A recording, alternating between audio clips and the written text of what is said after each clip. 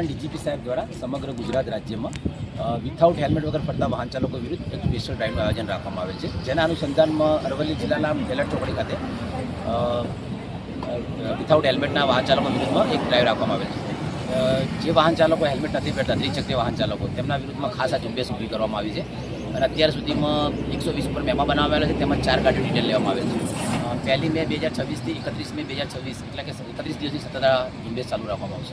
એટલા માટે જેમ જેમ સમગ્ર ભારત દેશની અંદર વસ્તી વધારો થઈ રહ્યો છે, તે પ્રમાણે વાહનોની સંખ્યા પણ વધી રહી છે. એના પ્રમાણમાં એક્સિડન્ટનું પ્રમાણ પણ ખૂબ પ્રમાણમાં વધી રહ્યું છે. જેમાં પબ્લિકમાં અવેરનેસ આવે અને અકસ્માતોમાં ઘટાડો થાય એના રિગાર્ડિંગમાં આ એક ડ્રાઈવ રાખવામાં આવેલ છે ડીજીપી સાહેબ દ્વારા.